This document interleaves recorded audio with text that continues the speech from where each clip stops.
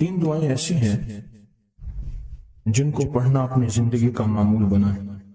ان کے فوائد، ان کے فضائل، ان کی برکات اور ان کے کمالات زندگی میں بہت زیادہ ضروری ہیں، اور آج کے فتنوں کے دور میں ان کی برکات ہماری زندگی کی، ہمارے دن رات کی اشد ضرورت ہے. حدیث میں آتا ہے جو شخص نماز فجر کے بعد 3 مرتبہ سبحان اللہ العظیم و بحمدہ پڑھیں، سبحان اللہ العظیم و بحمدہ، سبحان اللہ العظیم و بحمدہ، سبحان اللہ العظیم و بحمدہ، جو پڑھے گا وہ 3 بیماریوں سے محفوظ رہے گا. اندھا نہیں ہوگا، کوڑ جلدی بیماریاں نہیں ہوں گی، اس کو جلد کی کوئی بیماری نہیں ہوگی، معذور نہیں ہوگا، فالج نہیں ہوگا. انسان ساری زندگی ایک دعا کرتا ہے، مولا بستر چارپائی کا محتاج نہ کرنا، کسی بندے کا محتاج نہ کرنا، منجے اور بندے کسی کا محتاج نہ کرنا. جو شخص فجر کی نماز کے بعد، جیسے کہ تسبیح خانے میں اس کا اہتمام اس لیے کرایا جاتا ہے کہ یہ ہماری طبیعتوں، مزاجوں، بولوں اور جذبوں میں آ جائے اور ہم اس کو روزانہ پڑھنے والے بن جائیں اور روزانہ پڑھنا اس کو اپنا معمول بنائیں. سبحان اللہ العظیم و بحمدہ، سبحان اللہ. اور ایک اور حدیث میں ہے کہ 2 کلمے ایسے ہیں جو اللہ کو بہت محبوب ہیں، زبان پر ہلکے ہیں، اعمال میں بہت وزنی ہیں، ترازو میں بہت وزنی ہیں. اور وہ 2 کلمے کیا ہیں؟ سبحان اللہ العظیم و بحمدہ.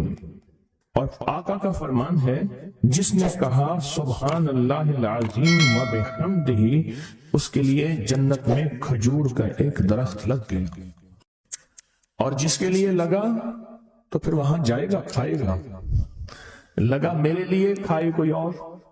سوچیں، جنت میں کھجور کا درخت لگا ہے تو اللہ پاک پھر اپنی رحمت اور قدرت کاملہ سے اس کو بھیجے گا اور وہ انشاءاللہ کھجور کھائے گا. یہ دعا اس لیے پڑھتے ہیں، ایک تو بیماریوں سے حفاظت، اندھے پن سے حفاظت، معذوری سے حفاظت، جلدی بیماریوں سے حفاظت. ایک تو اس لیے پڑھتے ہیں، اور ایک اس لیے پڑھتے ہیں کہ اس کے ایک دفعہ پڑھنے سے جنت میں اللہ کھجور کا ایک درخت لگا دیتا. اور سنیں، رسول اللہ صلی اللہ تعالی علیہ وسلم نے فرمایا، جو شخص بھی سبحان اللہ العظیم و بحمدہ ایک دن میں 100 مرتبہ پڑھتا ہے تو اللہ اس کے گناہ مٹا دیتے ہیں، چاہے گناہ سمندر کی جھاگ کے برابر کیوں نہ ہو. ایک تسبیح جو شخص پڑھتا ہے. رسول اللہ صلی اللہ تعالی علیہ وسلم ایک مرتبہ صحابہ سے فرمایا، آپ نے فرمایا کہ سبحان اللہ العظیم و بحمدہ 100 مرتبہ پڑھو. جس نے 1 مرتبہ پڑھا اس کے لیے 10 نیکیاں لکھی جائیں گی، جس نے 10 مرتبہ پڑھا اس کے لیے 100 نیکیاں لکھی جائیں گی، اور جس نے 100 مرتبہ پڑھا اس کے لیے 1000 نیکیاں لکھی جائیں گی. اور جو زیادہ پڑھے گا اللہ رب العزت اسے زیادہ عطا فرمائیں گے، اور جو اللہ سے بخشش طلب کرے گا تو اللہ ضرور اس کو بخشش عطا فرمائیں گے اور اللہ اس کو بخش دیں گے. ایسی طاقتور دعا ہم روزانہ رمضان میں بھی اور رمضان کے بعد بھی. تو کون سی دعا پڑھنی ہے آج کے بعد؟ سبحان اللہ العظیم و بحمدہ. کیا پڑھنا؟ یہ دعا روزانہ کو اپنے معمولات میں، اپنی تسبیحات میں، اپنے معمولات میں، اپنی عادت اور عبادت میں شامل کر لے تو انشاءاللہ فائدہ، نفع اور بہت زیادہ. ایک اور دعا ہم پڑھتے ہیں، اللہم اجرنا من النار. اچھا، اپنی ذات کے لیے اکیلے پڑھیں تو اللہم اجرنی من النار. اگر مجمع کے لیے اکٹھا پڑھیں تو اللہم اجرنا من النار. فرمایا حدیث میں ہے کہ جس شخص آپ ایک دفعہ فجر کی نماز سے فارغ ہو تو کسی سے بات کرنے سے قبل اللہم اجرنا من النار، اے اللہ مجھے آگ سے بچا لے، پڑھ لیں. تو فرمایا اگر اس دن اس کو موت آ گئی تو اللہ اس کو آگ سے بچائے گا. اور جو مغرب کی نماز کے بعد پڑھے گا، مغرب کی نماز کے بعد، تو اللہ پاک اگر اس کو موت آ گئی تو اسی رات اس کو اللہ پاک آگ سے بچائیں گے. آگ سے۔ اور حدیث میں آتا ہے جب تم فجر کی نماز پڑھو فارغ ہو جاؤ تو یہ دعا 7 مرتبہ پڑھو۔ کون سی دعا؟ اللہم اجرنا من النار، اللہم اجرنا من النار، اللہم اجرنا من النار، اللہم اجرنا من النار، اللہم اجرنا من النار، اللہم اجرنا من النار، اللہم اجرنا من النار، اللہم اجرنا من النار، اللہم اجرنا۔ یہ دعا بخار کا بہت زبردست علاج ہے، جس کو بخار نہ چھوڑتا ہو۔ یہ دعا ہائی بلڈ پریشر کا زبردست علاج ہے۔ یہ دعا غصے کا علاج ہے۔ یہ دعا جس کے اندر وسوسے بہت زیادہ آتے ہوں، منفی وسوسے بہت زیادہ آتے ہوں، جو نیکی سے ہٹاتے ہوں، اس کا علاج ہے۔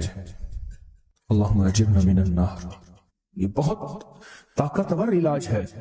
جس کا بلڈ پریشر ہائی رہتا ہو، جو بہت زیادہ ہر وقت غصے میں رہتا ہو، جس کا جسم بہت گرم رہتا ہو، جیسے رات ایک صاحب کہنے لگے کہ مجھے گرمی میں سے خوف آتا ہے، سردی میں مجھے راحت ملتی ہے، اس کے لیے بہت فائدہ مند ہے، بیماریوں کے لیے بہت فائدہ مند ہے۔ ایک عمل ہے بہت طاقتور اور بہت زبردست عمل ہے، اور پوری دنیا کو اس عمل سے بہت فائدہ پہنچا ہے کہ 2 رکعت نماز نفل پڑھ کے 3 بار سورۃ یاسین پڑھے، اور جو اللہ سے مانگے اللہ عطا کرتا ہے۔ سوچیں، ساری دنیا کی نوافل جتنی بھی ہیں ایک فرض تو فرض کے سجدے کا مقابلہ نہیں کر سکتے۔ ساری دنیا کی نوافل فرض تو فرض ایک سجدے کا مقابلہ نہیں کر سکتے۔ اب فرض نماز پڑھی، اور فرض نماز پڑھنے کے بعد سورۃ یاسین 3 بار نہیں پڑھی، سینکڑوں بار پڑھی۔ پھر آپ نے نہیں پڑھی۔ اس وقت آن لائن پوری دنیا میں کتنے بے شمار لوگ ہیں جو تسبیح خانے کے ان اوقات کے مطابق انہوں نے اپنے آپ کو فارغ کیا ہے، خالی کیا ہے، اور سورۃ یاسین لے کر بیٹھے ہیں۔ انہوں نے بھی پڑھی 3 بار سورۃ یاسین، آپ نے بھی پڑھی، اور آپ کے علاوہ پوری دنیا کے کتنے بے شمار لوگوں نے پڑھی۔ کسی نے درد سے، کسی نے غم سے، کسی نے جذبے سے، کسی نے آنسو بہاتے ہوئے، کسی نے اللہ سے باتیں کرتے ہوئے، کسی نے درد اور وجدان کی کیفیت سے۔ یہ لمحہ قبولیت کا ہے، یہ لمحہ قبولیت کا ہے، اور اس لمحے دعائیں قبول ہوتی ہیں، فریادیں پوری ہوتی ہیں، آسیں امیدیں بڑھ آتی ہیں۔ یہ بہت قبولیت کا لمحہ ہے، اور یہ بہت مقبولیت کا لمحہ ہے۔ اس عمل کے بعد سورۃ یاسین پڑھی جائے۔ انفرادی پڑھنے سے 3 بار تو فائدہ ہوتا ہے۔ جس کو بھی میں نے یہ عمل بتایا، جس کو بھی میں نے یہ عمل بتایا، اس کو بہت فائدہ ہوا، اس کو بہت نفع ہوا۔ سوچیں، اجتماعی بیٹھ کے جب پڑھیں گے اس کا کتنا فائدہ ہوگا، اور اس فائدے پہ یقین ہو، یقین ہو کہ جو کچھ ہوا ہے یہ فائدہ 100% ہے، اس میں کوئی شک نہیں ہے، اس پہ 100% یقین ہو، اس پہ 100% یقین ہو۔ عمل ہوا اور عمل پہ یقین نہ ہوا، عمل کی تاثیر ختم ہو جاتی ہے۔ عمل ہوا اور عمل کے اوپر اعتماد نہ ہوا، عمل کا فائدہ ہواؤں میں تحلیل ہو جاتا ہے، اور عمل کیا اور اس پہ شک ہوا، وہ شک عمل کی طاقت کو ختم کر دیتا ہے۔ اس پہ 100% یقین ہو۔ اتنے سارے لوگوں نے بیٹھ کے پڑھا اور یقین سے پڑھا۔ اور ایک بات اور ہے، اگر آپ سورۃ یاسین پوری نہیں پڑھ سکے، سورۃ یاسین بعض اوقات بعض بندے اٹک کے پڑھتے ہیں، اور دعا کا وقت ہو گیا، آپ چاہے بعد میں اس کو پوری کریں، لیکن پوری ضرور کریں، میری طرف دیکھتے رہیں، پورا کریں، لیکن اس سورت کو پورا ضرور کریں۔ اللہ نے یہ موقع دیا ہے رمضان کا، آج پہلا روزہ ہے اور پہلی سحری ہے، اور پہلے روزے اور پہلی سحری میں اتنا طاقتور عمل کیا ہے۔ اب سوچنا یہ ہے کہ اتنے طاقتور عمل میں میں نے دعا کون سی مانگنی؟ ایک تو پہلے یقین ہے انشاءاللہ کہ میری دعائیں قبول ہیں۔ اچھا، قبولیت کی وجہ سحری کا وقت، تہجد کا وقت، ایک۔ دوسرا قبولیت کی وجہ ایک مجمع کا اللہ کے لیے جمع ہو جانا۔ فرمایا جہاں 40 پردیسی، 40 مسافر صرف اللہ کی رضا کے لیے جمع ہو کے دعا مانگے، اللہ ان کی دعاؤں کو رد نہیں کرتا۔ آپ میں سے تو 90% مجمع تو پردیسیوں کا ہے، 90% مجمع۔ اور قبولیت کی تیسری وجہ یہ ہے کہ آپ نے فرض نماز پڑھی اور فرمایا فرض نماز کے بعد دعائیں قبول ہوتی ہیں، فرض نماز کے بعد دعائیں قبول ہوتی ہیں۔ اب قبولیت کی پہلی وجہ کیا ہے؟ سحری کا وقت، سحری کا وقت، فجر سے پہلے کا وقت دعائیں قبول ہوتی ہیں۔ دوسری وجہ فجر کا وقت، فرض نماز کے بعد دعائیں قبول ہوتی ہیں۔ اور تیسری وجہ مسافروں کا بچنا، اور چوتھی وجہ رمضان کے اللہ جل شانہ نے فرشتوں کو حکم فرمایا، فرشتوں ساری عبادات چھوڑ دو اور میرے روزے داروں کی دعاؤں پہ آمین کہو، ساری عبادات چھوڑ دو اور میرے روزے داروں کی دعاؤں پہ آمین کہو۔ ایک چوتھی وجہ ہو گئی کہ فرشتوں نے آپ کی دعاؤں پہ آمین کہا۔ اور پانچویں وجہ مل کے سورۃ یاسین پڑھنا، مل کے سورۃ یاسین۔ فرمایا سورۃ یاسین ہر تنگی سے نکالتی ہے، ہر مشکل سے نکالتی ہے، ہر ناکامی کا علاج ہے، ہر پریشانی کا علاج ہے، اور ہر ناممکن کا علاج ہے۔ اور فرمایا سورۃ یاسین مردوں کو بھی نفع دیتی ہے اور زندوں کو بھی نفع دیتی ہے۔ سورۃ یاسین جو نزع کی سکرات کی حالت میں ہو اس کو بھی نفع دیتی ہے، اور سورۃ یاسین اس بندے کی جو کسی تکلیف کی نزع میں، قرضے کی نزع میں اور بیماری کی سکرات میں ہو اس کو بھی نفع دیتی ہے۔ قبولیت کے اوقات، قبولیت کے لمحات، اور اس میں بیٹھ کے اللہ سے مانگنا۔ اب مانگنا کیا ہے؟ یہ تو یقین ہو گیا کہ انشاءاللہ ہماری آج کی یہ محفل، آج کا یہ بیٹھنا، آج کا یہ پڑھنا اور آج کا اللہ کی بارگاہ میں یہ حاضری دینا 100% انشاءاللہ قبول ہے۔ کوئی شک تو نہیں؟ کیوں اللہ والے میری طرف دیکھیں، سونے کی حالت یہ ختم کریں، یقین کامل ہے، پھر مانگیں کیا؟ سوچنا۔ جب سخاوت کی سخی کی سخاوت موجوں پہ ہو، عروج پہ ہو، پھر مانگیں کیا؟ یہ سب سے اہم چیز ہے۔ تو وہ چیز مانگیں جو اللہ کے خزانے میں سب سے قیمتی ہے، وہ ہے ایمان، سب سے قیمتی، اور وہ سب کو نہیں دیتا۔ مال سب کو دیتا ہے، اپنے نہ ماننے والوں کو بھی اور اپنے ماننے والوں کو بھی، اپنے دوستوں کو بھی، بلکہ اپنے دشمنوں کو زیادہ دیتا ہے، زیادہ دیتا ہے۔ مال اپنے دشمنوں کو زیادہ دیتا ہے، اور بعض اوقات اپنے دوستوں کو بھی زیادہ دیتا ہے، جیسے انبیاء میں سے حضرت سلیمان، حضرت داؤد، حضرت یوسف علیہ السلام، جیسے صحابہ میں حضرت عثمان غنی، عبد الرحمن بن عوف اور بے شمار صحابہ، اولیاء میں سے حضرت پیران پیر شیخ عبد القادر جیلانی اور بڑی بڑی ہستیاں۔ اللہ اس لیے دیتا ہے کہ یہ مومن یہ نہ سمجھے، تو سب سے پہلی چیز جو اللہ سے مانگنی ہے وہ ایمان مانگنا ہے۔ ساری دنیا مل گئی، سارا مال مل گیا، ساری حکومتیں اور ساری چیزیں ملی، ایمان نہ ملا تو ہم گھاٹے میں رہ گئے، ہمارا سودا گھاٹے کا سودا تھا، ایمان نہ ملا۔ اللہ سے سب سے پہلے ایمان مانگنا۔ جو بندہ ساری عمر جو چیز مانگتا ہے، غور سے دیکھنا، غور سے سمجھنا، ساری عمر جو چیز مانگتا ہے، جو بندہ ساری عمر جو چیز مانگتا ہے، ساری عمر جو چیز مانگتا ہے، جو بندہ ساری عمر جو چیز مانگتا ہے، اگر نہ ملی، اللہ سچی طلب کی بنیاد پر آخری وقت میں وہ چیز عطا فرماتے ہیں۔ حضور سرور کونین صلی اللہ علیہ وسلم کا فرمان ہے، انس بن مالک کی روایت ہے کہ لوگوں سنتے ہو جو شخص اس چیز سے متعجب ہو کر، سنیں غور سے سنیں، انہوں نے فرمایا لوگوں سنتے ہو جو کسی شے سے متعجب ہو کر لا الہ الا اللہ کہتا ہے، اللہ ہر حرف کے مقابلے میں ایک ایک درخت پیدا کر دیتے ہیں جس کے اتنے پتے ہوتے ہیں جتنی دنیا میں دن، اور ہر پتا اس کی قیامت تک کے لیے اس کے لیے مغفرت کرتا ہے اور تسبیح پڑھتا ہے۔ متعجب ہوا، ہاں لا الہ الا اللہ، اچھا فلاں جیت گیا، واہ لا الہ الا اللہ، فلاں ہار گیا، اچھا فلاں بندے کے ساتھ یہ ہوا، فلاں واقعہ یہ ہوا، متعجب ہو کے کیا پڑھا؟ لا الہ الا اللہ، بس اتنا سا لفظ پڑھا، اور اتنے سے لفظ پڑھنے پہ اب وعدے سوچیں، کیا وعدے ہیں؟ میں کہ اللہ ہر حرف کے بدلے میں، اب لا الہ الا اللہ، اب اس کے جتنے حرف ہیں آپ گن لیں، ہر حرف کے بدلے میں اللہ کیا کرتا ہے؟ ایک درخت پیدا کرتا ہے، اور اس کے پتے کتنے ہیں؟ تو معلوم ہوا کہ درخت کتنا بڑا ہے، بڑا ہوگا تو اتنے پتے ہوں گے، جتنے پتے جتنے دنیا میں دن۔ جب سے یہ دنیا بنی ہے کتنے دن ہوں گے؟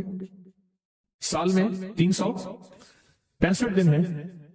دنیا بنے کو کتنے لاکھ سال کہتے ہیں؟ کوئی 5 کہتا ہے لاکھ سال، کوئی 6 سال کہتا ہے، کوئی لاکھ، پتہ نہیں کتنے لاکھ اندازے ہیں۔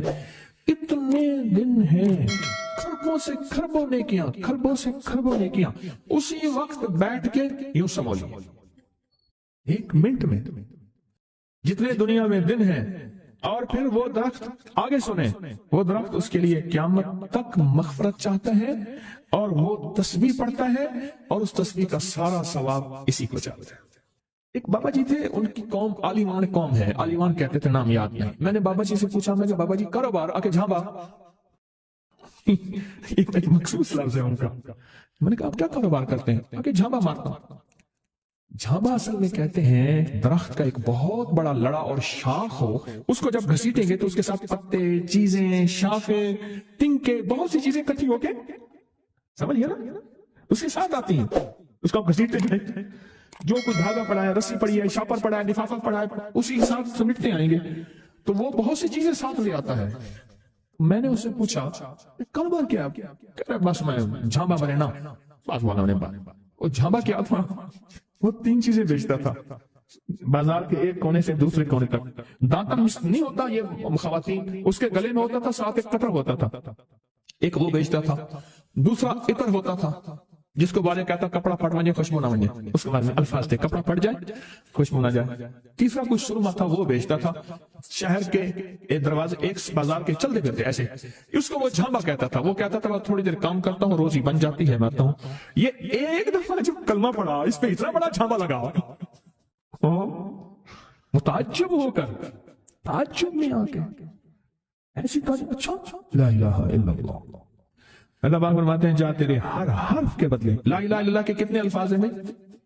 12 تقریباً کہہ رہے ہیں آپ، کوئی مجھے 100% بتائے۔ 12 اگر 12 بھی ہے تو ایک 12 پہ ہر حرف پہ کتنے درخت؟ ایک درخت۔ اور درخت کتنا بڑا؟ اتنا بڑا کہ اس کے پتے اتنے ہیں جتنے کائنات کے دن ہیں۔ عدد خلقہ ورضا نفسہ وزنۃ عرشہ ومداد کلماتہ، 12 اس کے حرف ہیں۔ تو آپ نے تو بیٹھے بیٹھے کمائی کر لی۔ یہ مومنانہ مزاج ہے۔ مومن چلتے چلتے اپنی آخرت کی کمائی کرتا جاتا ہے، چلتے چلتے اپنی آخرت، اپنی دنیا۔ اچھا پھر ایک اور فائدہ ہوگا، جتنی اس کے لیے درخت پتے تسبیحاں کریں گے اتنا اس کی نیکیوں میں اضافہ ہوگا، اور جتنا نیکیوں میں اضافہ ہوگا اس کی رحمتوں کے یہ نور میں آتا جائے گا، اور جتنا نور میں آتا جائے گا اس کی بلائیں، آفتیں، مصیبتیں ٹلتی جائیں گی۔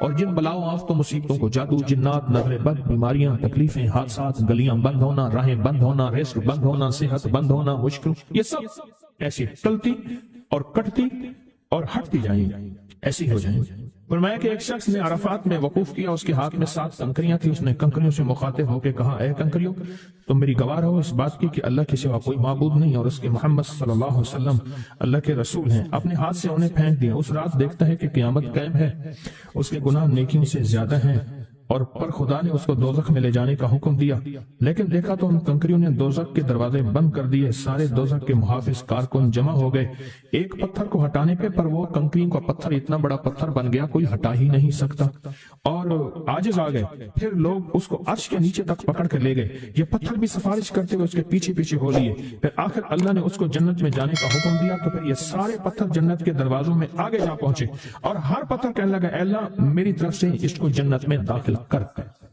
ہر پتھر سفارشی بن گیا۔ ہے کہ جو بندہ سارا دن ذکر کرتا ہے، جو درخت ہوتا ہے وہ اس کے لیے قیامت کے دن گواہی دے گا، پہاڑ ہے وہ گواہی دے گا، پتھر ہے وہ گواہی دے گا، زمین ہے وہ گواہی دے گا، حتیٰ کہ یہاں تک فرمایا کہ وہ پہاڑ جھومتا ہے، وہ جگہ جھومتی ہے جہاں اللہ کا ذکر ہوتا ہے اور جھومتی ہے، اور دوسرے پہاڑوں دوسری جگہوں پہ فخر کرتی ہے کہ مجھ پہ وہ بندہ آیا ہے جو اللہ کو یاد کر رہا ہے۔ حتیٰ کہ جو بندہ اللہ کو یاد نہیں کرتا، چیونٹیاں اس کی منتیں کرتی ہیں، کیڑے مکوڑے، سانپ، مچھٹو، مچھلیاں اس کی منتیں کرتی ہیں اللہ کو یاد کر لے ورنہ عذاب آئے گا، عذاب میں جہاں تو رگڑا جائے گا وہاں ہم بھی رگڑے جائیں گے۔ ایک بندہ تھا، وہ لوگوں کے سامان اٹھاتا تھا، اس کے پر خچر تھا، ایک جگہ سے دوسری جگہ لے جاتا تھا، نمازی نیک آدمی تھا، غریب مزدور تھا، ایک دفعہ ایک لولا لنگڑا بندہ آیا اور کہنے لگا مجھے اپنے خچر پہ بٹھا کے فلاں جگہ پہنچا دے، اتنے پیسے تجھے دوں گا۔ پیسے بھی معقول تھے۔ اس نے خیر اس کو پکڑا، سہارے سے بٹھایا۔ چلتے چلتے نا دو راہیں آ گئے، دو راہیں۔ ایک راہ وہ تھی جہاں ساری دنیا جاتی تھی، ایک راہ وہ تھی جو سنسان تھی۔ وہ معذور آدمی کہنے لگا اس سنسان راستے کی طرف چل، سنسان راستہ۔ انہیں کہا میں تو ادھر سے جاتا ہوں، میرا معمول تو ادھر ہے، میں تو ادھر نہیں جاؤں گا۔ انہیں مجھے راستے کا پتہ ہے، تو چل، یہاں سواری کا گھاس بھی ملے گا، پانی بھی ملے گا، اور راستہ بھی بالکل مختصر ہے۔ ٹھیک ہے۔ آگے گئے تو ایک وحشتناک جنگل آیا، اور وہ جو بندہ تھا معذور وہ ایک دم خچر سے اترا، اور وہ ٹھیک ٹھاک تھا، تو اس نے خنجر نکالا اور اس کو قتل کرنا چاہا۔ تو اس نے کہا مجھے قتل نہ کر، تیرا مقصد مال ہے، چیزیں ہیں، مجھے چھوڑ دے۔ لیکن میرا اصول ہے، یہ دیکھ لوگوں کی کھوپڑیاں پڑی ہیں، ہاں، میرا اصول ہے میں پہلے بندہ مارتا ہوں پھر اس کا سامان لیتا ہوں، میرا اصول ہے۔ اس نے کہا کہ نہ کر منتے کی اچھا، اس نے کہا مجھے 2 نفل پڑھنے دے۔ اس کے کہنے لگا اور بھی بڑے آئے تھے 2 نفل پڑھنے والے، تو بھی پڑھ لے۔ اب یہ 2 نفل کے لیے کھڑا ہوا، اوپر ظالم خنجر لے کے تقاضا کر رہا کہ جلدی کر، میں نے تمہیں قتل کرنا ہے، میرا اصول ہے۔ اسے کچھ سمجھ نہیں آ رہی ہے، تو ایک دم اس کے اندر منہ میں زبان آئی، امن یجیب المضطر اذا دعا۔ ایک دم یہ آیت آئی، کون ہے جو بے چین دلوں کی دعاؤں کو سننے والا ہے؟ کون ہے جو بے چین دلوں کی دعاؤں پہ پہنچنے والا ہے؟ کون ہے جو بے چین دلوں کی دعاؤں کو قبول کرنے والا ہے؟ بس یہ آیت کہی اور نفل بس پڑھ ہی رہا تھا تو وہ تقاضا کیا، اس کا خنجر بڑھنے لگا تو ایک آواز آئی، رک جاؤ۔ آسمانوں سے آواز آئی، رک جاؤ، کڑکدار خوفناک آواز تھی۔ تو یہ جو خچر سوار تھا یہ رک گیا، پھر آگے بڑھنے لگا، پھر دوسری بار آواز آئی، رک جاؤ، پھر بڑھنے لگا۔ ایک گھوڑدار آیا، ایک گھوڑ سوار آیا، اس کے ہاتھ میں ایک غرض تھا، اس نے اٹھا کے اس کو مارا، اس ظالم اور قاتل کو۔ وہ گرا، اور جہاں وہ گرا تو وہاں آگ کے شعلے۔ اور وہ جب جانے لگا یہ کہنے لگا اب کون ہے؟ کہا میں اس آیت کا غلام ہوں، موکل ہوں، موکلات، اس آیت کا غلام ہوں، موکل ہوں۔ جب اس نے پہلی دفعہ یعنی میں فرشتہ ہوں، پہلی دفعہ اس نے تقاضا کیا، میں 7ویں آسمان پہ تھا، میں نے وہیں سے آواز دی، رک جا۔ جب دوسری دفعہ اس نے تقاضا کیا، میں پہلے آسمان پہ تھا، میں نے وہیں تقاضا کیا، رک جا۔ بس اس کے بعد پھر میں نے آ کے اس کو مار دیا اور اس کو ختم کر دیا۔ اب بتائیں کہ ہم فرشتوں کو اپنی مدد کے لیے کیسے بلائیں؟ تاریخ بھری ہوئی ہے انسانیت کی، تاریخ بھری ہوئی ہے کہ فرشتوں نے انسانوں کی مدد کیسے کی اور ہر پل ہماری کیسے کر رہے ہیں۔ اگر حدیث میں آتا ہے، میرے آقا کا فرمان کا مفہوم ہے، اگر اللہ فرشتوں کو تمہاری حفاظت اور مدد کے لیے نہ بھیجتا تو اتنی بلائیں جو زمین پہ اور زمین کے خلاؤں میں اور زمین کے نیچے موجود ہیں، یہ تمہیں ٹکڑے ٹکڑے کر دیں، ریزہ کر دیں، تہس نہس کر دیں۔ اتنی تو ہے اللہ فرشتوں کی حفاظت اللہ نے لگائی ہوئی ہے۔ اچھا ڈیوٹی بھی تو پہلے موجود ہے، ایک ہے نا ان کو نئی ڈیوٹیاں دینی، ڈیوٹی تو پہلے موجود ہے، تو کیوں نہ ان کو ایسا قرب، ایسا تعلق، ایسی ترتیب بنائیں کہ ڈیوٹی بھی تو پہلے سے موجود ہے، وہ ہماری مدد کو آ جائے۔ اللہ نے لگایا ہی ہماری مدد کو ہے فرشتوں۔ اچھا چلو ہماری مدد اور بتاؤ، ایک اور مدد پہ اللہ، ابھی فرشتے فارغ ہونے والے ہیں تھوڑے دنوں کے بعد، اللہ کہے گا روزے دار کے لیے سارے فارغ ہو جاؤ۔ اب بتاؤ میرے روزے دار کے لیے فرشتوں سارے فارغ ہو جاؤ، کیوں؟ قیامت کی صبح سے لے کر جب تک کائنات بنی ہے قیامت تک فرشتہ کوئی رکوع میں ہے تو رکوع میں ہے، سجدے میں ہے کوئی تو سجدے میں ہے، قیام میں ہے تو کوئی قیام میں ہے، تسبیح میں ہے تو تسبیح میں ہے، کلمے میں ہے تو کلمے میں ہے، فرشتے لگے ہوئے ہیں۔ اللہ سارے فرشتوں کو فارغ کر کے کہتا ہے فرشتے فارغ ہو جاؤ۔ یا اللہ کیا کریں؟ میرے روزے دار کی دعاؤں پہ آمین کہو۔ فرشتوں کو اللہ نے فارغ کر دیا، خدمت میں تو کیسے لگے ہوئے ہیں؟ خدمت میں آج ایک کال پہ مضمون کھلا ہے مجھ پہ، آج کی کال آئی ہے، پتہ نہیں کسی ملک سے آئی ہے، اور انہوں نے کہا کہ آپ کے درس میں نے سنا تھا، اور جب بھی مشکل ہوتی ہے فرشتوں کو پڑھ کے ہاتھ دیا کر تو میرے کام ہو جاتے ہیں۔ وہاں سے میرا پھر ڈیٹا آنا شروع ہو گیا، ایک کال کی وجہ سے آج کال آئی ہے، ایک کال آئی ہے۔ فرشتوں کو تو اللہ نے ویسے فارغ کر دیا، اور ان قریب یہ روزے داروں کے لیے رمضان آ رہا، ہفتے 10 دن میں، اور دیکھیں پھر فرشتے بالکل فارغ اور خوش قسمت روزے دار، اور اللہ پاک فرمائے گا فرشتے یا اللہ کیا کریں، اور فرشتے ان روزے داروں کی دعاؤں پہ آمین کہتے جاؤ کہتے جاؤ کہتے جاؤ کہتے۔ فرشتے تو ہماری خدمت میں پہلے سے موجود ہیں، تو کوئی نئی کہانی ہے یا میں آپ کو کوئی نیا انداز بتا رہا ہوں؟ آج تک ایسا ہے، نہ سنا نہ سوچا نہ دیکھا نہ پڑھا نہ پرکھا، یہ تو وہی چیزیں ہیں جو ساری زندگی سنتے رہے، کوئی نئی چیزیں تو نہیں میں بتا رہا۔ فرق صرف اتنا ہے کہ اب ہم نے یہ سوچنا ہے کہ ہم ان فرشتوں کی مدد کیسے اپنے قریب کریں، اور کوئی مشکل اچانک آئے اور کوئی پریشانی آئے اور کوئی الجھن آئے اور فوراً ہم فرشتوں کو پکاریں، فرشتوں کو پکاریں، فوراً فرشتوں کو پکاریں، اور فرشتے جو ہیں آئیں اور ساری مسئلے سارے مشکلیں یہ بتائیں۔ فرشتوں سے طاقتور جادو ہو سکتا ہے، جنات، نظر بد، کوئی مشکل، بے روزگاری، رشتوں کی بندش، صحت، زندگی، مسائل، مشکلات، الجھنیں، ناکامیاں، بند راستے، بند گلیاں، زندگی کی بندش، کوئی بھی نہیں